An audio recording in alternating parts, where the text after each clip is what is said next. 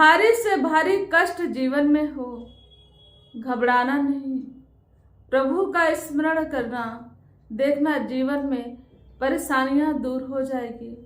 प्रेम से बोलिए जय श्री हरि। बोलिए सर्वशक्तिमान प्रभु की जय। परम पूजनीय दीदी गुरु जी की जय। और जीवन में एक बात हमेशा याद रखनी है कि कभी अपने समय को बर्बाद नहीं करना है। अगर आगे बढ़ना चाहते हो तो समय बर्बाद हम कई तरीके से करते हैं, जैसे जिसका कोई मतलब नहीं है वहां पर टाइम वेस्ट करना, और जिस चीज में कोई सार नहीं है उस बात को लेके बहस करना, जिस बात में कोई तत्व ही नहीं है उस बात में उलझे रहना। बहुत सारी चीजें होती है जो समय बर्बाद करता है, और जहां समय बर्बाद होता वहीं पर आपकी जिंदगी भी बर्बाद होती है। समय की वैल्यू कौन सी होती है? वह वैल्यू होती है, जैसे कहते हैं ना, यह संसार है, संसार से हम क्या लेके जाएंगे? सिर्फ नाम का धन लेके जाएंगे, और कुछ भी संसार की चीजें हमारे साथ नहीं जाएगी। तैयारी करो कहाँ की? प्रभु के धाम की। जो प्रभु के धाम में जाएगा वह नाम सुमरन जाएगा, हरि का नाम जाएगा कि कितना आपने नाम सुमरन किया, कितना प्रभु को स्मरण किया है, कितना लोगों से प्रेम किया है, कितना लोगों को आपके द्वारा कष्ट हुआ है, यह सारी चीजें जाएगी। प्रभु का स्मरण आपने कब और किस टाइम किया है, यही चीज आपके साथ जाएगी। इसके अलावा एक सुई मात्र भी चीज नहीं ले जा सकते हो, जिसमें वक्त दे रहे हो, घर बना रहे हो सुंदर। हम पढ़ाई के लिए बहुत बड़ी बड़ी डिग्रियां हासिल कर रहे हैं, बहुत सारी चीजें हम अर्जित कर लेते हैं, शोहरत के लिए बहुत रात दिन मेहनत करते हैं, हमें धन दौलत शोहरत पैसा सब कुछ मिल जाता है, लेकिन क्या नहीं मिलता? प्रभु का नाम। किसी एक भक्त ने, वह भक्त ऐसी भक्त कि जिसको शोहरत भी था, दौलत भी थी, अभिनेत्री थी, उन्होंने अपने शब्दों में एक बात कही, मुझे शोहरत भी मिला है, मुझे पैसा भी मिला है, लेकिन मैंने एहसास किया कि जो प्रभु का नाम होता है, जो प्रभु की भक्ति होती है, उससे बड़ी दुनिया की कोई दौलत नहीं होती। यह वास्तव में सत्य है, यह गलत नहीं है, यह सच बात कही है कि जैसे समय बर्बाद कभी नहीं करना है तो कैसे नहीं करना है। जैसे कि प्रेम से बोलिए जय श्री हरि। एक बार जंगल में गधे और शेर की बहस होती है। गधे और शेर की बहस होती है, वह किस बात के लिए होती है? इस बात के लिए होती है, गधा बोलता है घास नीली होती है, शेर बोलता है घास हरी होती है, और दोनों में आपस में लड़ाई हो जाती है, बहस ज्यादा बढ़ती है। तब शेर बोलता है कि चलो जंगल के राजा के पास चलते, वह न्याय करेंगे। जब जंगल के राजा शेर के पास जाते हैं तो शेर ने दोनों की बात सुनी। गधे ने बोला कि क्या हम ये कह रहे हैं कि घास नीली होती है? शेर बोलता मैं कह रहा हूं कि घास हरी होती है। जब दोनों की बहस बढ़ती है तब आपसे हम न्याय के गुहार के लिए आए हैं, आप बताइए कि घास हरी होती है कि घास नीली होती है? तो जंगल का राजा शेर बोलता है कि घास नीली होती है। गधे को आजाद कर दिया और शेर को बंदी बना लिया।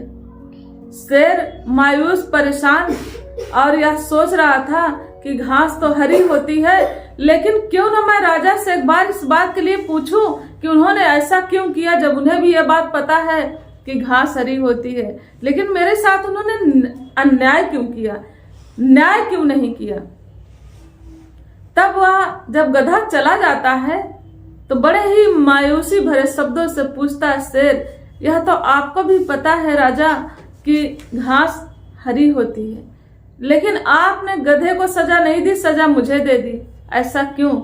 मैं इस बात का आंसर जानना चाहता हूँ। सजा मुझे मंजूर है, लेकिन इस बात के लिए मैं जानना चाहता हूँ कि ऐसा आपने क्यों किया। तब शेर मुस्कुराया और बोला कि वास्तव में घास हरी होती है। मैं जानता हूं कि घास हरी होती है, तुम भी जानते हो कि घास हरी होती है, लेकिन तुम्हें इस बात की सजा है कि तुमने मूर्ख से बहस क्यों की। मूर्खों से बहस करने का मतलब कोई सार नहीं निकलना है, इसलिए अपना यहाँ भी समय बर्बाद ना करें। तो मूर्खों को मूर्खों के सहारे छोड़ दीजिए। जैसे आप कहते हो कि 12 रुपए है, 2 रुपए मिला देंगे तो 14 रुपए हो जाएगा। अगर वे कोई कह रहा नहीं 11 रुपए होगा तो आप मान लीजिए, आप ऐसे जान जाइए, उससे दोबारा आपको बात करने की जरूरत नहीं है। आप स्वीकार कर लीजिए कि हाँ तुम सही कह रहे हो, 11 रुपए होता है, इसलिए वो मूर्ख है। तो मूर्खों की बात को बोलिए कि हाँ तुम सही कह रहे हो, बस हो गया। आप अपनी बात सच्चाई एक बार कहिए, अगर मूर्ख ना माने तो उससे बहस ना करें। तो मूर्खों से बहस करने का मतलब है कि आपको अपना समय बर्बाद करना, मूर्ख मूर्ख ही रहेगा।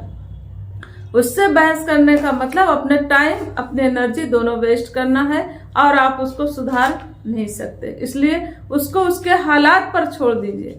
आप परेशान ना हो, आप अपने आप को समय दें। जो अपने आप से समय दे, अपने आप का समय देने का मतलब कि प्रभु के स्मरण में समय दे।